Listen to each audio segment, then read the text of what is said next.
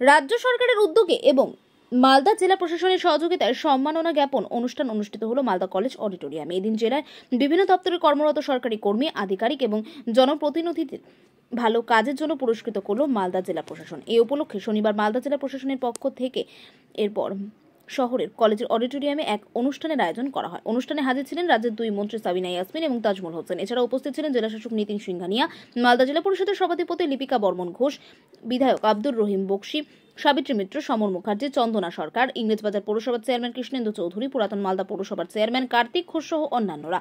তারা সকলে মিলে এদিন জেলার বিভিন্ন সরকারি দপ্তরের কর্মরত কর্মী, আধিকারিক, পঞ্চায়েত সমস্ত স্তরের জনপ্রতিনিধিদের ভালো কাজের জন্য পুরস্কৃত করেন, সম্মাননা জ্ঞাপন করেন।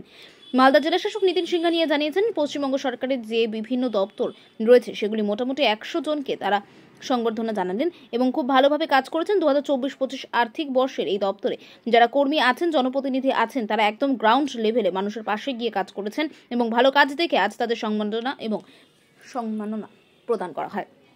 পশ্চিমবঙ্গ সরকারের প্রত্যেক স্কিমের রূপায়ণ কর্মসূচিরা এই কর্মচারীরা খুব ভালোভাবে পালন করেন। এই কাজের জন্য তাদেরকে সম্বর্ধনা এবং সম্মাননা জানানো হলো মালদা জেলা প্রশাসনের পক্ষ থেকে।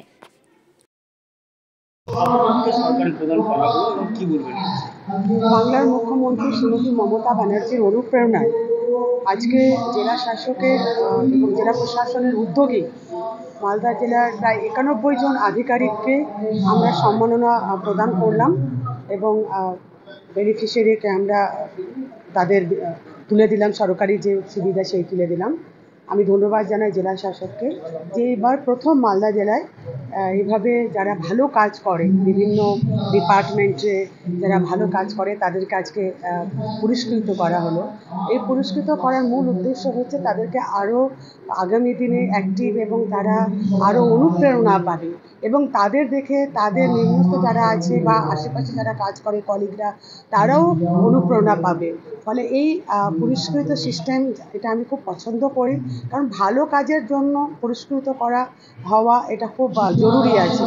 কারণ সেটা করতে গেলে ও পাবলিকলি যখন তাকে একটা পুরস্কৃত করা হয় ও নিজেও খুব গর্ববোধ করে যে না আমি ভালো কাজ করেছি, গর্ববোধ করে এবং এই অলংকার তার পরবর্তী কর্মজীবনে যতদিন সে কাজ করবে তাকে ইন্সপিরেশন যোগায়।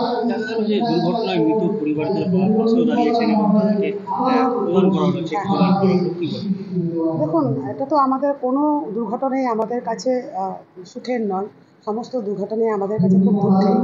কিন্তু যেভাবে আমাদের সরকার, জেলা প্রশাসন তাদের পাশে আমরা দাঁড়াই, তাতে কিছুটা হলেও অনেক সময় দেখা যায় যে আর্থিক দিক থেকে সেই হয়তো একমাত্র অবলম্বন যার উপর বেশ করে পরিবার চলে, সেই জায়গাটিতে যে 2 লক্ষ টাকা করে চেক দেওয়া হয় সেটা অনেকটাই পরিবারের সুবিধা হয়। আমরা তো যারা চলে যায় তাদেরকে তো ফেরাতে পারি না, কিন্তু অন্ততপক্ষে অর্থনৈতিক একটা সাপোর্ট বাংলার মুখ্যমন্ত্রী মমতা ব্যানার্জি তাদেরকে দিয়ে একটা জায়গায় কিছুটা হলেও তাদের একটা স্থির করার চেষ্টা করে। পশ্চিমবঙ্গ সরকারের যে বিভিন্ন দফতর আছে, বিভিন্ন দফতরের মোটামুটি 100 জনকে আমরা এখান থেকে সম্বর্ধনা জানিয়েছি, যারা খুব ভালোভাবে কাজ করছেন।